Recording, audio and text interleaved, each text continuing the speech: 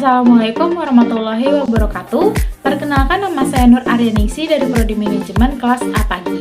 Video ini dibuat untuk memenuhi tugas ujian akhir semester 2 mata kuliah perilaku organisasi dengan dosen pengampunya yaitu Bapak Syukri Handi SEMM. Dan pada presentasi kali ini saya akan presentasikan tentang struktur organisasi dan anatomi organisasi dari PT Gajah Tunggal Tbk. Jadi tanpa lama-lama lagi, langsung saja kita ke materinya. Bab 1, pendahuluan, terdiri atas latar belakang, rumusan masalah, dan juga tujuan. Sekarang kita masuk kepada latar belakang. Berdasarkan Kamus Besar Bahasa Indonesia atau KBBI, organisasi merupakan kesatuan atau susunan yang terdiri atas bagian-bagian atau orang dalam perkumpulan dan sebagainya untuk mencapai tujuan tertentu. Organisasi menurut istilah memiliki dua arti umum, yakni mengacu pada suatu lembaga atau institution dan mengacu pada proses pengorganisasian sebagai satu di antara dari fungsi manajemen. Sedangkan struktur organisasi adalah suatu sistem yang digunakan untuk mendefinisikan suatu hierarki dalam suatu organisasi. Untuk menunjang keberhasilan organisasi, terdapat 6 elemen struktur organisasi menurut Stephen Robbins and Judge, yang antara lain adalah spesialisasi pekerjaan, rantai komando, rentang kendali, sentralisasi dan desentralisasi, formalisasi dan departementalisasi. Oleh karena itu, suatu struktur organisasi sangat penting untuk dimiliki setiap organisasi.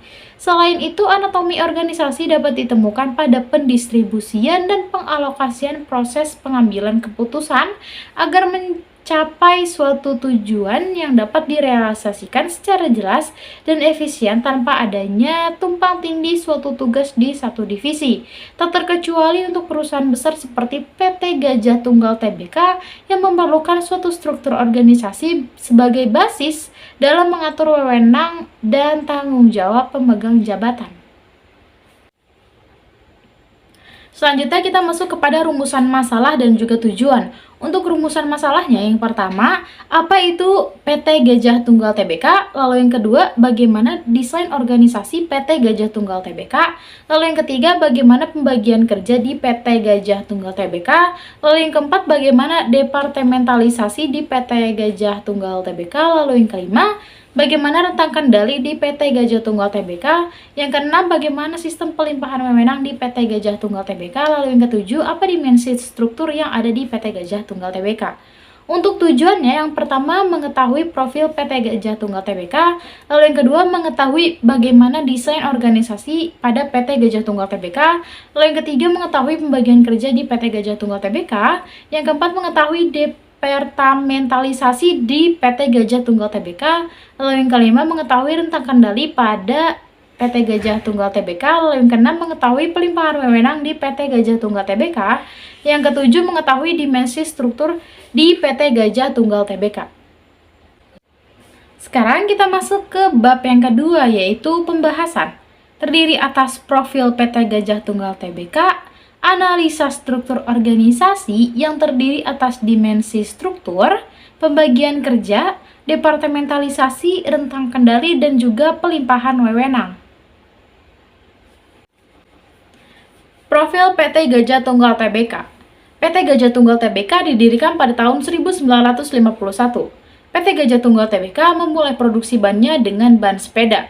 Sejak itu, perusahaan bertumbuh menjadi produsen ban terpadu terbesar di Asia Tenggara.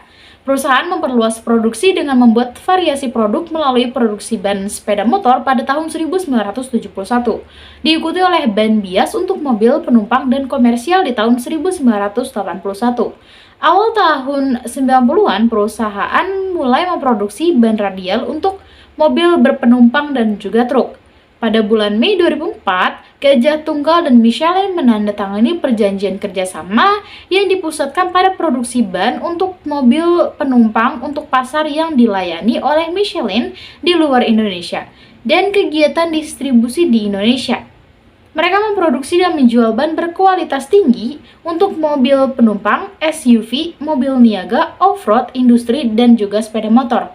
Mereka juga memproduksi dan menjual produk yang berhubungan dengan ban, seperti karet sintetis, karet ban, ban dalam, flap, o-ring, dan lain-lain. Dan salah satu produk mereka yang sudah dikenal oleh masyarakat umum ialah GT Radial. Berikut adalah struktur organisasi PT Gajah Tunggal Tbk.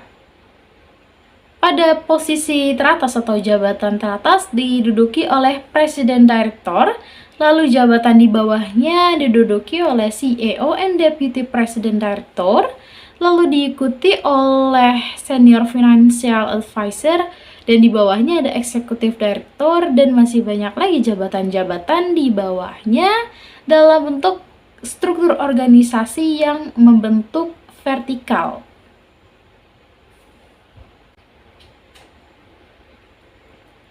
Sekarang kita masuk kepada analisa struktur organisasi.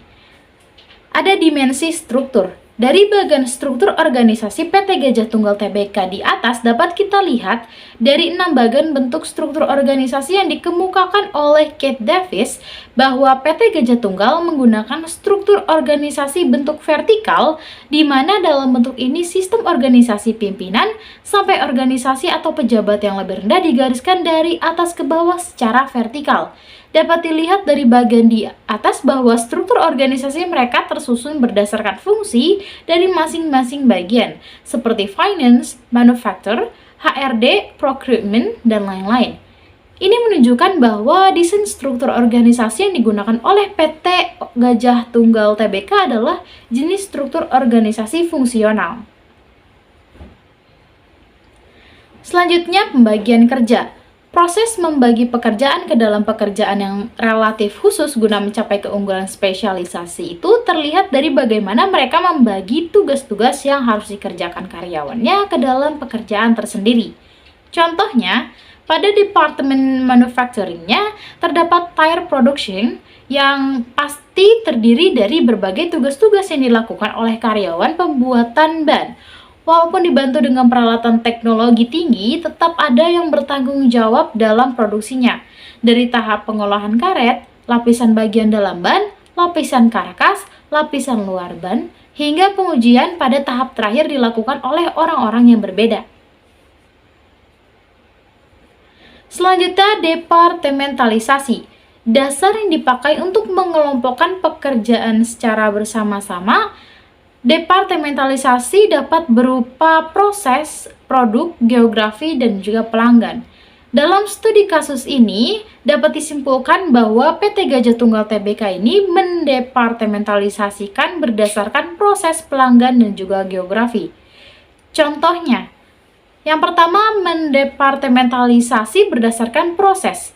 Di sini dapat dilihat dari proses produksi ban itu sendiri berawal dari departemen pengolahan bahan baku, lalu ke departemen desain sampai dengan departemen penguji. Lalu yang kedua, mendepartementalisasikan berdasarkan pelanggan, seperti pembagian penjualan produk ban sesuai dengan kebutuhan pelanggan, seperti pelanggan motor, mobil, sepeda, dan lain sebagainya. Lalu yang ketiga, mendepartementalisasikan berdasarkan basis geografis atau wilayah. Dalam memproduksi ban, mereka juga memperhatikan letak geografis negara yang mereka tawarkan, yaitu dengan membuat produk ban dengan desain yang nyaman sesuai dengan iklim dan kontur jalan pada wilayah tersebut. Selanjutnya, rentang kendali, jumlah bawahan yang dapat diarahkan oleh seorang manajer secara efisien dan efektif. Peran rentang kendali ini penting karena sangat menentukan banyaknya tingkatan dan manajer yang harus dimiliki oleh suatu organisasi. Contohnya, dalam struktur organisasi yang ditampilkan tadi terlihat bahwa di dalam struktur tersebut terdapat beberapa pembagian manajer atau direktur yang bertugas mengawasi bawahannya secara khusus sesuai dengan bidang dan divisi masing-masing. Misalnya, bagian direktur finansial, mereka membawahi bawahan yang bekerja khusus berkaitan dengan keuangan perusahaan. Selanjutnya, pelimpahan wewenang, garis wewenang yang tanpa putus membentang dari puncak organisasi ke eselon paling bawah dan menjelaskan siapa bertanggung jawab kepada siapa. Contohnya, pada PT Gajah Tunggal Tbk ini jelas menggunakan rantai komando. Dapat dilihat misalnya dalam produksi pembuatan ban. Direktur manufacturing memiliki otoritas untuk mengawasi langsung para karyawan dalam memproduksi ban. dan para karyawan produksi bertanggung jawab langsung pada Director Manufacturing. Selanjutnya kita masuk kepada bab 3, yaitu penutup, yang berisi kesimpulan dan juga saran. Kesimpulannya, struktur organisasi pada dasarnya merupakan desain organisasi di mana manajer melakukan alokasi sumber daya organisasi, terutama terkait dengan pembagian kerja dan sumber daya yang dimiliki organisasi, serta bagaimana total kerja tersebut dapat dikoordinasikan dan dikomunikasikan. Dan untuk anatomi sendiri adalah komponen-komponen penting dalam organisasi yang berfungsi sebagai motor organisasi. Lalu untuk sarannya, dalam adanya struktur organisasi dan anatomi di dalam sebuah organisasi, maka organisasi tersebut dapat dikendalikan dengan baik. Karena di sebuah organisasi itu harus memiliki spesifikasi kerja yang jelas, departementalisasi atau divisi dalam organisasi yang tepat, rantai kepemimpinan atau komando yang jelas, dan ukuran organisasi yang baik. Karena jika sebuah organisasi tidak memiliki unsur-unsur tersebut, maka tidak akan berjalan dengan baik. Oleh karena itu, wajib hukumnya setiap organisasi memiliki unsur-unsur tersebut. Berikut adalah sumber-sumber yang digunakan untuk menjadi materi pembahasan kali ini. Sekian materi yang bisa saya sampaikan. Mohon maaf apabila ada kesalahan kata, penulisan, dan juga pengucapan. Terima kasih. Wassalamualaikum warahmatullahi wabarakatuh.